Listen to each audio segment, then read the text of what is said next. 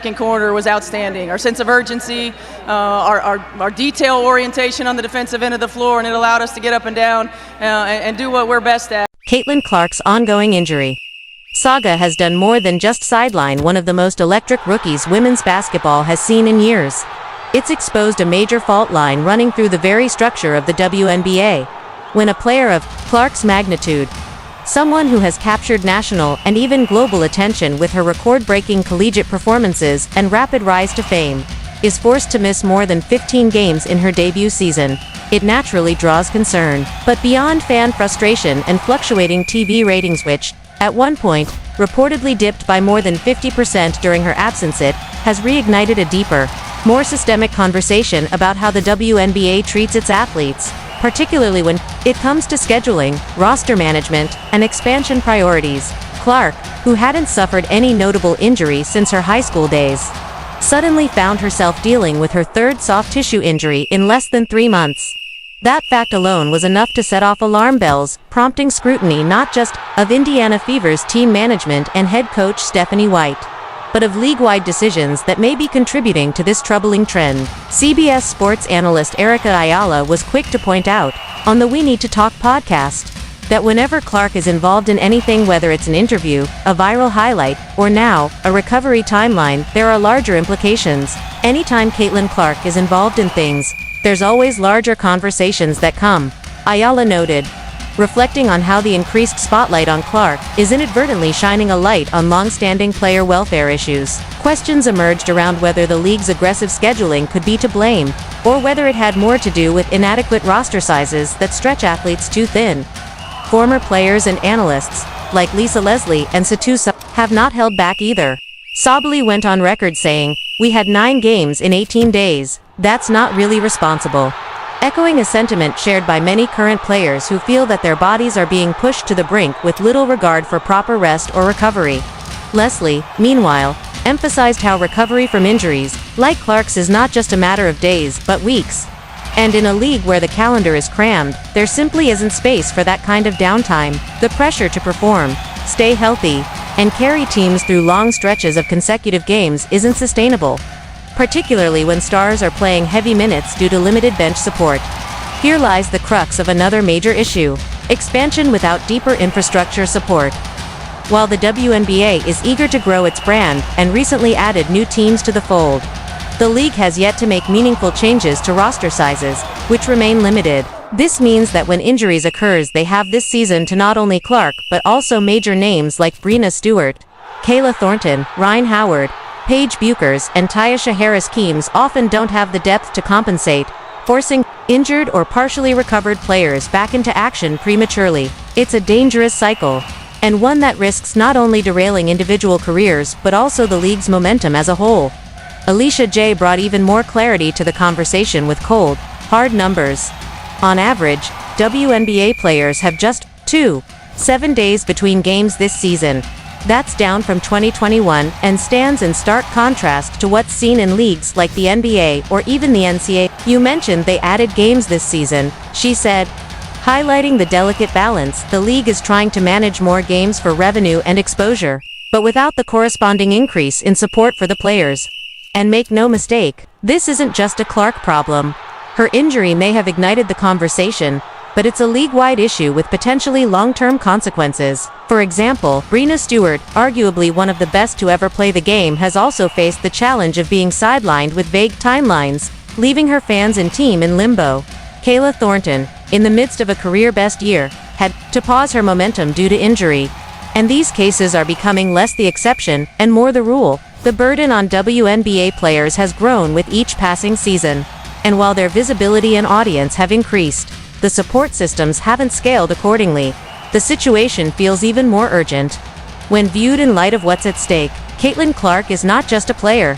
She is a brand, a movement, a potential generational bridge between die-hard women's basketball fans and casual viewers newly drawn to the sport. Her viral highlight reels, her fearless long-distance shots, and her confident court presence have become appointment viewing. Her jersey sales top the charts. Her name trends on social media after nearly every game, and her presence guarantees sellout crowds, even on the road. When someone like that is missing from the court for over a third of the season, and there's no clear explanation or consistent updates from the league. It feels like a wasted opportunity and worse, a betrayal of the very movement the WNBA is trying to build. It's also worth noting how much of the media burden Clark has shouldered, even off the court. Despite being a rookie, she's the one fielding most of the post-game interviews, generating headlines, and representing not only her team but the league at large. That level of exposure, combined with physical strain and minimal recovery windows, creates a recipe for burnout, something that former WNBA players have warned about repeatedly. Meanwhile, fans are growing increasingly vocal, calling on the league to step up and address these concerns before more injuries or even early retirements occur. One of the most pressing questions is, why hasn't the league expanded rosters before adding more games and teams? The answer likely lies in financial and logistical hurdles, but that explanation won't cut it anymore. In an era where women's sports are finally getting their due, where sponsors and networks are investing more than ever, the WNBA can't afford to move forward with old infrastructure. If the league truly wants to be seen as elite, it needs to treat its players like elite athletes, providing them with the resources, rest, and rosters that allow for longevity and sustainability. Moreover, Clark's injuries might be serving as a grim case study, but the situation also underscores how fragile the WNBA's current growth curve really is. One high-profile absence, and viewership drops. One injured star, and conversations shift from excitement to concern. This kind of volatility reflects a league still in the middle of its transformation, straddling the line between a niche league and a major player in the sports world. If the goal is to truly cement the WNBA as a cornerstone of American professional sports, then leadership needs to think long-term.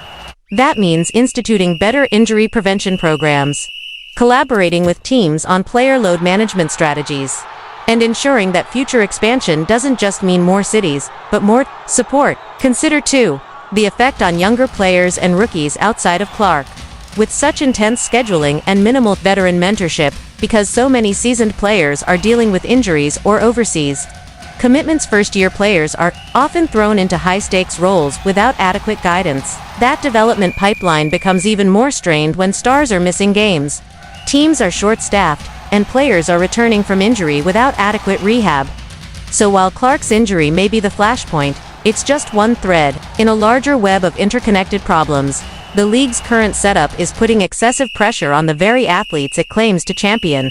And as public support for the WNBA continues to rise, so too does the expectation that the league will evolve not just in size, but in quality of care, management, and planning. Fans, analysts, and even former players are no longer willing to accept half measures.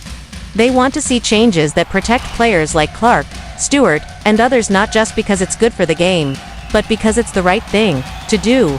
And unless those changes are made, the WNBA risks not only losing its brightest stars to injury, but its hard-earned momentum as well. Finds Ryan Howard. Three ball, good!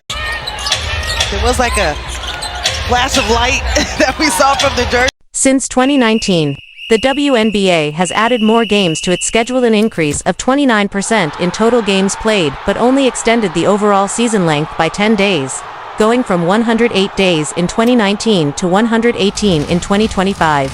On paper, this might seem like a necessary evolution for a growing league hungry for more media deals, larger fan bases, and heightened exposure, but underneath that surface of expansion lies a troubling reality that's now being spotlighted by the absence of one of the league's biggest stars, Caitlin Clark.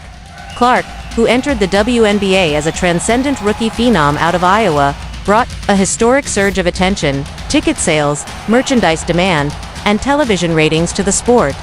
Her impact was so immediate and powerful that the WNBA saw record-breaking viewership and attendance numbers just in the first few weeks of her playing. Yet, despite this momentum, the pressure she's endured both physically and mentally appears to be a reflection of a league trying to accelerate growth without expanding the proper infrastructure to support that growth.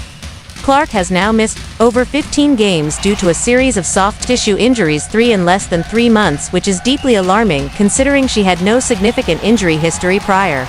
With her last setback dating back to her sophomore year in high school, these recurring injuries are not simply about bad luck, they are drawing scrutiny toward the league's compressed schedule, insufficient recovery time, limited roster sizes, and player load management issues. According to several analysts and former players, the math just doesn't add up. Alicia J noted that the average number of days between games this season is a mere 2.7. That's less than 3 days for professional athletes to recover, train, travel, rehab, and perform consistently at elite levels. For comparison, NBA players, despite playing more total games, are granted longer seasons, more days off between games, and significantly more resources, both medical and logistical. In the WNBA, where teams often fly commercial instead of chartered flights and deal with back-to-back travel-heavy stretches, it's no surprise that we're seeing injuries piling up. Caitlin Clark's absence is not an isolated issue. It's part of a wider trend. High-profile stars like Breanna Stewart, Rhyne Howard, Paige Buchers, Kayla Thornton, and Tyia Shaw-Harris have all dealt with various injuries this season, some with uncertain return time. Stewart, one of the most consistent performers in the league, has been notably absent without clear updates. Thornton, in what should have been a career-defining season, has been sidelined. The consequences of this cascade of injuries are not just personal, they're strategic and commercial. When your marquee names can't stay on the court, fans disengage, broadcasters lose interest, and the league's credibility as a premier destination for sports excellence starts to waver. But, to understand the deeper implications, one must look at the internal dynamics of teams like the Indiana Fever, Clark's squad. Heading into the 2025 season, expectations were sky-high for Indiana. They managed to retain their core, adding veteran leaders like Natasha Howard and Dana Bonner to bolster a young, talented lineup. On paper, it looked like a playoff-ready team, but what unfolded was far more complicated. Caitlin Clark's early injuries disrupted rhythm and chemistry. Simultaneously, the team had to navigate the Dana Bonner saga mix of off-court controversy and on-court inconsistency. Still, the Fever didn't collapse. Under head coach Stephanie White, they've managed to demonstrate rare resilience. White admitted candidly after one close game, "I didn't feel like we played particularly well tonight, but being able to rely on multiple players getting stops when needed, making adjustments, and continuing to grow, that's what this group has done all season."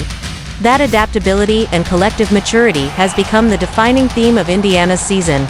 On Friday night, they notched their 4th consecutive win, defeating the Dallas Wings in convincing fashion. It was more than just a victory, it was a historic moment.